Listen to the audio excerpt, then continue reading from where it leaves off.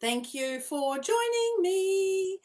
Debz Cooper, Global Stressologist. I really appreciate you coming today because, actually, I think I say this all the time. It's a goodie. It's a goodie, it's a goodie, it's a goodie. So, today we are talking about how obligations aren't healthy for you.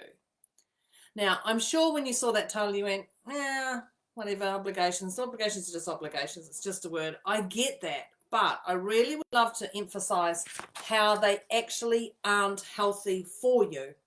So I'd love to know if you're here live on this call, if you are here watching for a replay, and where you are in the world. That would be super cool. So let's just crack into it. Obligations. Now, when I looked up the dictionary meaning, because you know sometimes I do that, it came up with, and it said, an act or course of action to which a person is morally or legally bound, or a duty or commitment. That word, legally bound. Now, when I started to think about legally bound, I actually then went to work. When you have a job to go to, you show up, you turn up, that's an obligation. So there's definitely different levels of obligation.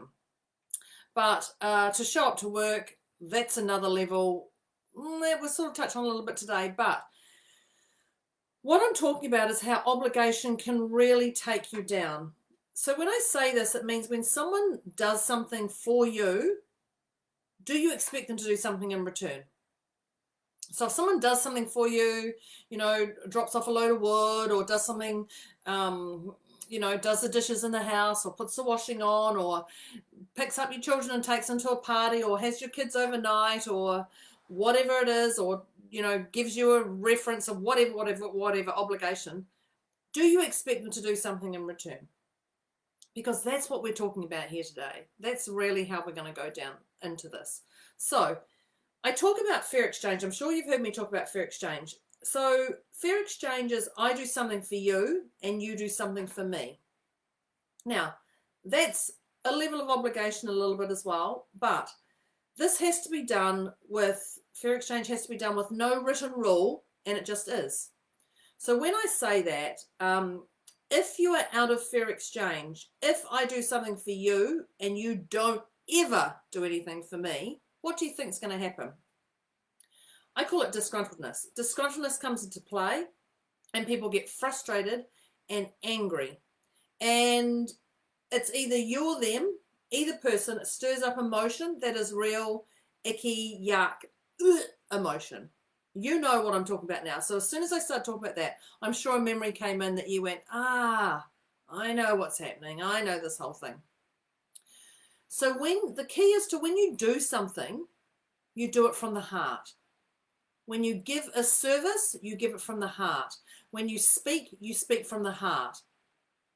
When you give from the heart, you personally have more fulfillment. And that fulfillment is a deep down fulfillment. It's not just a surface level fulfillment. It's a deep connection fulfillment. And that's when you give from the heart. And when I talk about give, it's energy, words, whatever it is. It's when you give or you're expressed from the heart. So friendships can be testing. As we know, friendships can be testing. In fact, intimate relationships can be testing, or business connections can be testing. Family, family can be testing. You know what I'm talking about? In fact, life can be testing.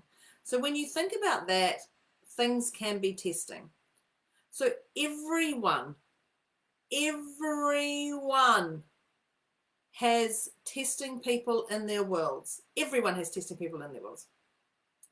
And you can't run from those people. You cannot run from those testing people that frustrate the heck out of you. But you must learn how to manage them. So to learn how to manage them is, I just talked about it, is you give your energy with love. So when I talk about that love, it's love being a deep connection, that you expect them to stay the way they are, not try and change them, and you stay the way you are, don't change you. So that's a real deep connection for somebody when you love all of them, not 99%, all of them. And that's when you've really got a deep, deep connection, that you love everything they say and do, and they love you to that level of no judgment, freely speaking, freely action-wise. You know the people I'm already talking about who just don't frustrate you. You know, maybe you've got a best friend from school.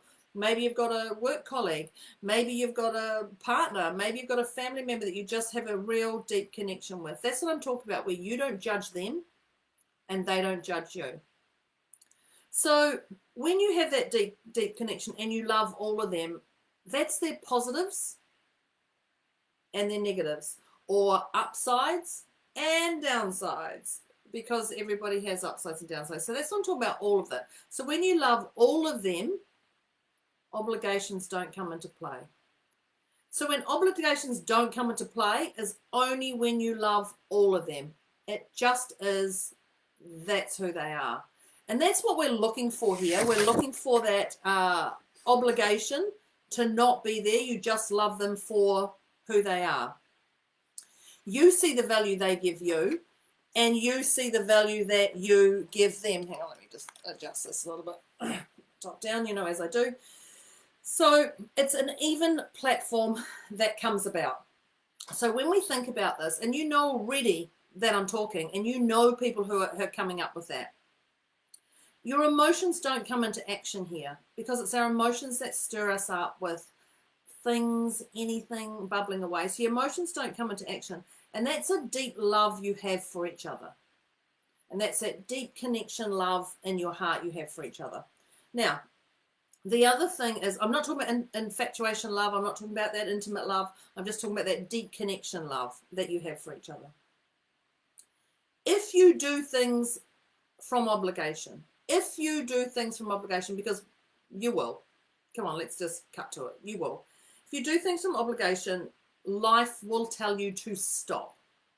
And when I say that, life will, could immobilize you, might not, but life will tell you to stop. So you're going to have physical symptoms that are going to come up. You could get lethargic. You could get hyperactive. You could get sick, whatever it is, physical symptoms, whatever. Talking to people, you may get that in your throat, whatever it is, physical symptoms will come up. Some people also might even give you a rash. You might be allergic to them. The other thing will come up is mindset symptoms. So you're going to have a lot of internal dialogue with yourself, a lot of internal dialogue. So you're going to have physical symptoms, but you're also going to have mindset symptoms. So you know how I told you about the frustration that comes up when there's out-of-fair exchange? You're going to have that a lot, and it's going to come up big time. So it's going to come at a higher level for you. So just be aware of that when you jump into that obligation. I remember going through a phase with all my friends, and they were all moving house at the same time. And I was like, oh my God, I couldn't think of anything worse than moving house. You know, I'd rather get someone come in to do the whole thing, but that's me. So they were like, Deb, can you come and help us pack? Do you know me? Do you know me? Those who know me will know I'm not going to come and pack. I don't even like packing my own house up. I do pack to travel. Absolutely. I have my little organizational things. Yes, you know, for those who know how I travel, I do overpack. But would you come and pack? No. Absolutely not. But I had no problem cleaning their house. No problem cleaning their house. And the reason I did that is because I could listen to my podcasts. I could listen to music and sing and dance around.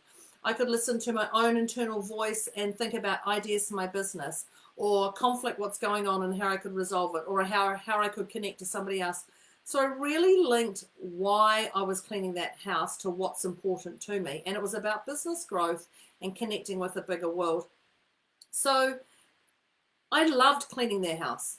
And you know, when you move out of a house, people don't like coming in and cleaning back, because it's like, done, we want to get into our next house. So if you, now I'm not offering the cleaning services, I can assure you of that, so do not get too excited with this. I'm definitely not offering cleaning services, although I do have an amazing couple of cleaners around New Zealand who I can share with you. Private message me, but that's going on distraction here. But the thing is to know that I could clean their house and do that with love. With love. So when I say that, if I had helped pack, if I'd helped pack the kitchen, if I'd helped pack the bathroom, if I'd helped anything, if I'd helped packed anything, I'm confident things would have gone tits up. Absolutely. It would have been broken, leaking, whatever, because my energy is not into it. My energy is not getting engaged with that. So whatever energy you put out, you get back. So if I'm disgruntled packing the kitchen, you know what's going to happen? Things are going to get broken. So I'm better to clean that house and make sure that house is immaculately clean, and I'm going to do it with joy, love, inspiration. Can you see the difference? I'd love you to jump in and think about, oh gosh, I remember that time I was doing that. Yeah, that was definitely obligation because I had those physical symptoms. Or that was an obligation because I love doing that. So I'm fully aware that when a friend asks you to clean their house or come and help pack, there is a level of obligation there. There's absolutely a level of obligation. But it's okay to say no. It's really okay to say no. And you must be okay with saying no. So if you, like I talked about energy, if you don't put that right energy in, you're already on a downward spiral. So avoid, avoid, avoid, and avoid. You must avoid that obligation. So let me just sum up everything I've spoken about today, because I forgot to say get pen and paper and start writing notes. So let me wrap this up. Do things for love. Do things with love. Do things love, love, love. Love yourself for doing things. Love that you're doing it.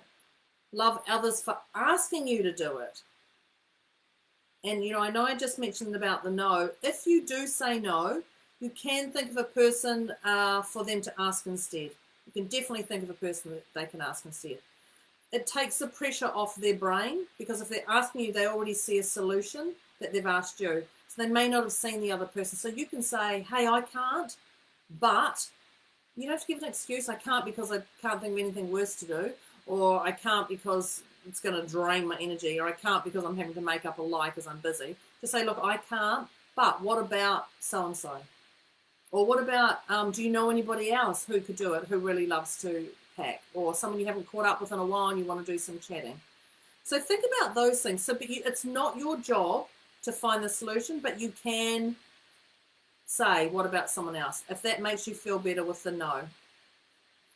So it's up to you to be okay with whatever you do, but watch the moaning. And when I say the moaning when you're burnt out. And you're going to be burnt out completely because you've done so much stuff for others and no bugger does anything for you. And you know that's what happens.